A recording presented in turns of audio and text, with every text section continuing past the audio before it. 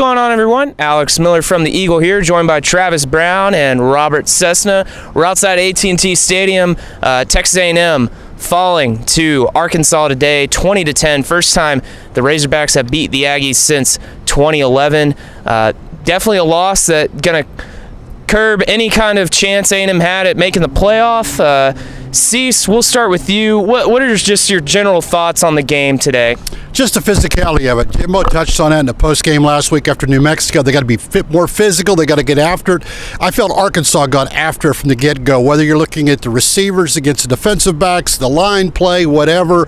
I just thought Arkansas won a lot of battles all day long, and I thought A&M was swimming uphill all day. Travis, what are your thoughts on the game? Yeah, it had a lot to do with veteran mistakes. If you look at the penalties, 11 penalties for 70 yards for the Aggies. 5 of those were from veteran players like Jameer Johnson, the graduate transfer, Kenyon Green. Kenyon Green and Jalen Weidemeister had 2 penalties at the end of the game that stalled out drives that they had when they were down by a point, and then 2 points they needed to get back into the game. For everything that you could point at, maybe a young quarterback in Zach Calzada, some freshmen on the offensive line, missing some guys out wide on offense, the hole got even deeper with some of those veteran mistakes, especially on the offensive line, and you just they couldn't overcome that little bit extra of a hole. Yeah, Cease, you mentioned it. A&M from the get-go got behind early and just couldn't get out of the hole. Travis, you touched on that too.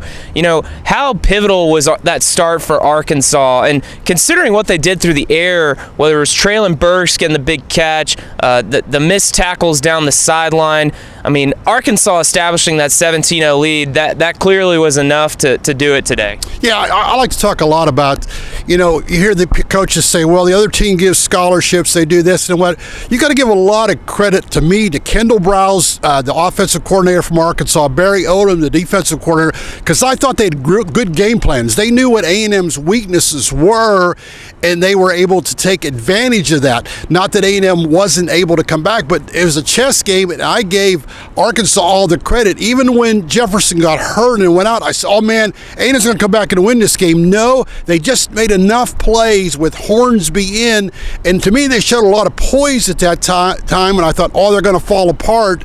And once again I got to give Arkansas a lot of credit because Arkansas won this game to me more than A&M lost it. Yeah, I think Barry Odom is someone who can get a lot of credit. Look at what he was able to do at Texas with a 3-man rush. Their defensive line was stout, rushing 3, dropping 5 or 6. Like Jimbo said, he tried to dial up 6 or so deep plays, but they just couldn't hit it because they had so many guys back there. There was so much coverage, and they just didn't have enough time to let the plays develop. They gave up the intermediate and the short passes, but their linebackers were quick enough to stop those short, and really they never really were able to move the ball, save for the one big touchdown run by Spiller.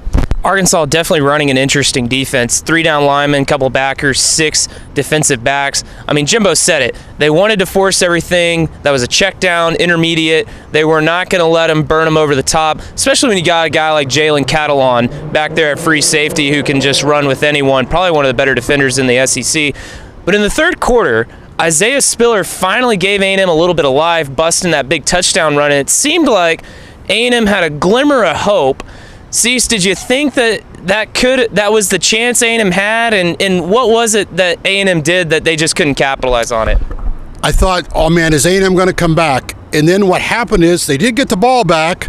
They have like a 16-yard play, then they threw the interception. So their last 4 possessions, they never crossed midfield. Once again, I go back to Arkansas's poise. They lost 9 in a row to A&M. When Spiller went through that hole, they're going to say, oh, here we go again. We're going to lose this game.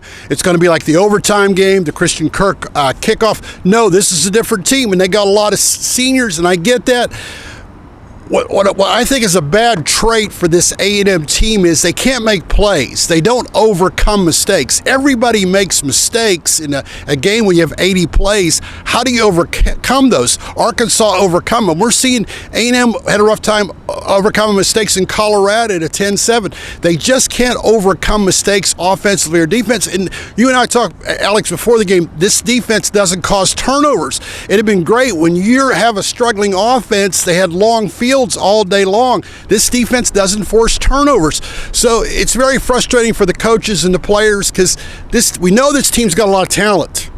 But the bottom line is they're probably like an 18th ranked team right now. And compounding mistakes on mistakes on mistakes. I mean, go back to, I believe it was one of the first drives of the second quarter where they had 3 penalties in one drive that, you know, they took a step forward, took 2 steps back, took another step back, and couldn't get up on the chains. I mean, when you're a team that really is struggling to find any kind of rhythm, the more you get off schedule, I mean, the harder it is. You know, you mentioned not being able to force turnovers.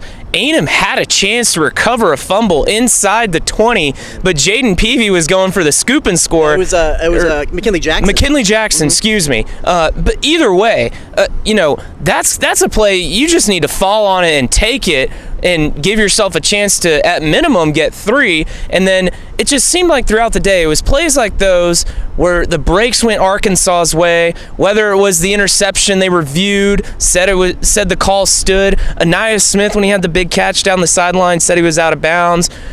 Nothing seemed to go A&M's way. But once again, as you make your breaks, Brown made the great interception. He gets the ball just before it hits the ground. Like you mentioned, Jackson's so close to getting but A&M doesn't get those. And they didn't get to play after Spiller got the touchdown. You know, when you're close, what if they'd have come out and got a fumble right there? And once again, just so close. And, you know, that's football. That's any sport. And right now, you know, last year this time we were saying about all the great things A&M's was done. Right now, A&M's not doing those great things. So this is what I'm curious about, Cease. You as AP voter, I know you still need to check some of the scores and see before you cast your ballot. But what does a loss like this do to A&M in the rankings? I think it really hurts them bad because if you watch this game, Arkansas was clearly the better team by a couple scores. So you're saying, okay, is Arkansas closer to number 7? Is A&M close to number 6? We saw, you know, once again, I kept walking out. You're right, I got to do research, but, you know, Clemson lost again. You can say there's no great teams. I get that. But we know one thing right now, Arkansas is a lot better than A&M. So you start grading people, you put them up, and then suddenly Texas losing that bad to Arkansas. Texas doesn't look that bad. I mean, they are bad. But you know what I'm saying is it's all to degree right now. And then next week, Arkansas is going to go to Georgia. I hope Jefferson's healthy because I want to see how Arkansas matches up to Georgia, who's probably now one of the top 2 teams in the country with Alabama, to see where A&M is, where you're at, what are you up against. Because right now, I think A&M is probably like a 15 team right now, based on what you see.